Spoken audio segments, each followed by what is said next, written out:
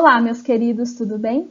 Eu sou a professora Gisele Perina e hoje eu vou falar um pouquinho para vocês sobre conjuntos numéricos. O primeiro conjunto numérico que nós vamos falar é o conjunto dos naturais. O conjunto dos naturais é aquele conjunto que está muito presente no nosso cotidiano. São aqueles números que nós aprendemos a trabalhar desde quando somos bem pequenos, somos crianças, e que a gente conta 1, 2, 3, 4, 5 até 10 e a gente fica feliz. E esses então são os números positivos e eles são inteiros, eles não são quebrados, não tem parte decimal. Então são os números mais comuns, como eu disse, são naturais. É a contagem, é o que a gente usa para contar.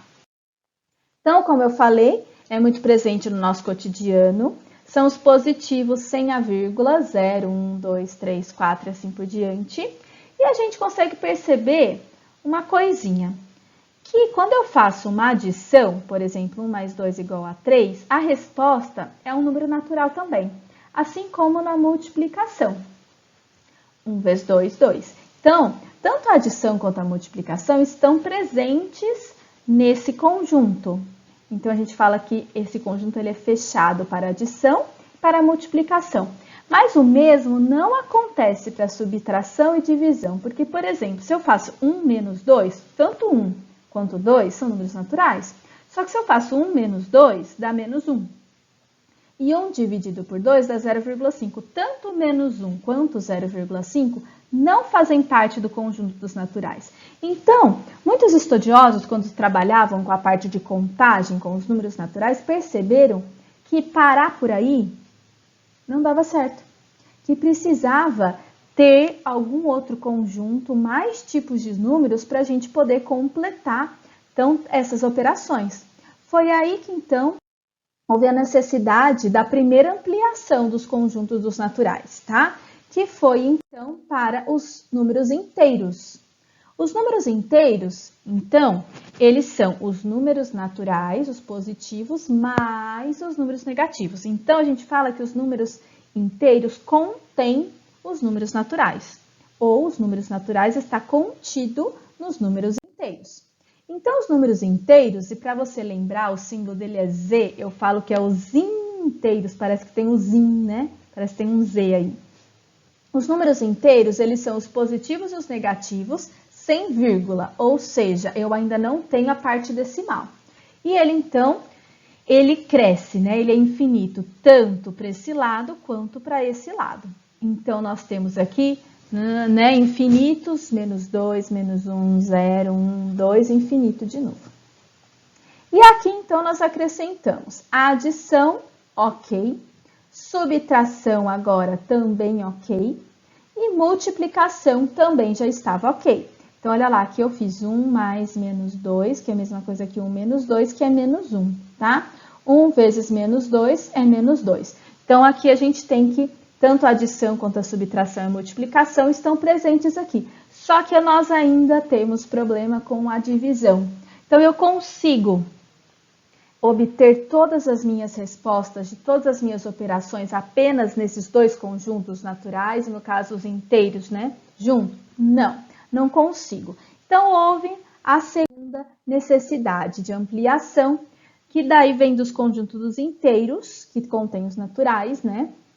Então, veio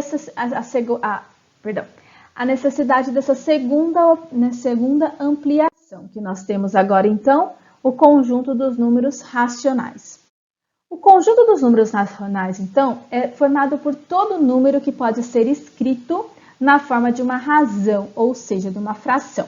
Então, aí entra números positivos, números negativos, frações, números com vírgula finitos e números com vírgula infinitos com período de repetição, nesse caso, as dízimas periódicas. Por quê?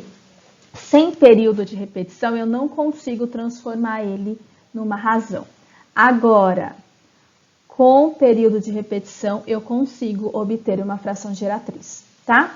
Então, aqui nesse caso, nós temos a adição, ok, multiplicação, ok, subtração também já estava ok, E agora a divisão, porque nós estamos contendo aqui também os números com vírgula, os decimais, tá? Mas ainda foi percebido que tinha alguns números aqui que não estavam presentes, que eu já citei. Por exemplo, os números infinitos sem período de repetição, que são provenientes, por exemplo, de raiz de 2, raiz de 3, o π.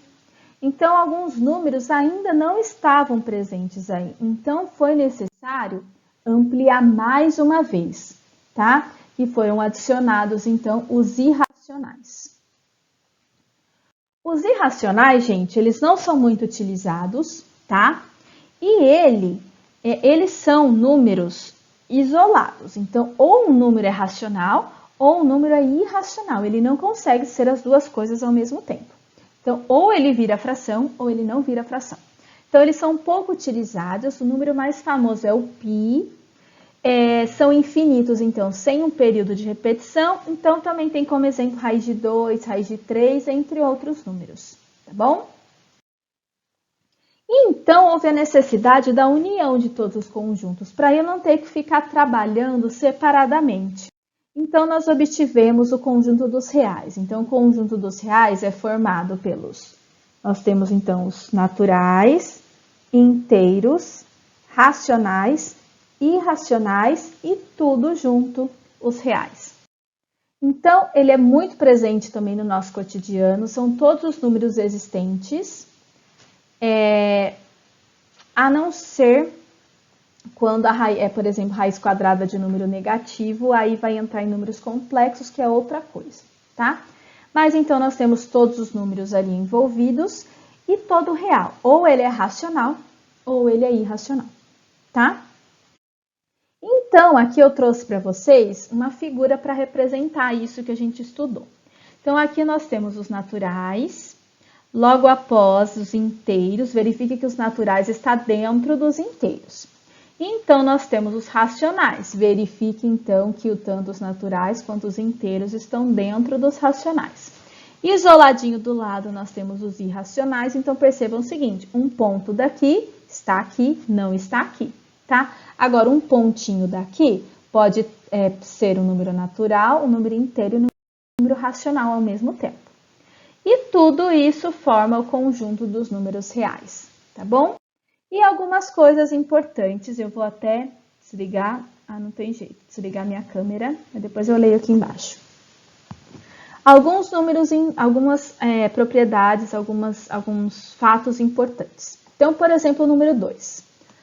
O número 2, ele pertence aos naturais, ele pertence aos inteiros, ele pertence aos racionais, mas ele não pertence aos irracionais. Os naturais está contido nos inteiros, está dentro dele. Os naturais também está contido nos racionais. Os inteiros está contido nos racionais, ok? Que então é isso daqui. E eu tenho que a união dos irracionais com os racionais formam os reais. Então, aqui eu tenho algumas nomenclaturas. Então, esse ezinho significa pertence, então esse é não pertence. Esse daqui era para todo e qualquer, esse é o conjunto vazio, esse é intersecção, esse é união, tá? Aí aqui está falando que o A está contido em B, ou seja, o A está dentro de B, o A não está contido em B, e aqui é o B contém o A, tá? Então, o A está dentro do B, ok? Muito bem, queridos. Essa é um pouquinho sobre teoria de conjuntos, tá? E é isso. Muito obrigada, espero que vocês tenham gostado da nossa aula sobre conjuntos numéricos e suas ampliações e as necessidades dessas ampliações, tá?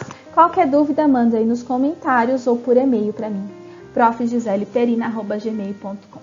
Muito obrigada, um super beijo e até nossa próxima aula.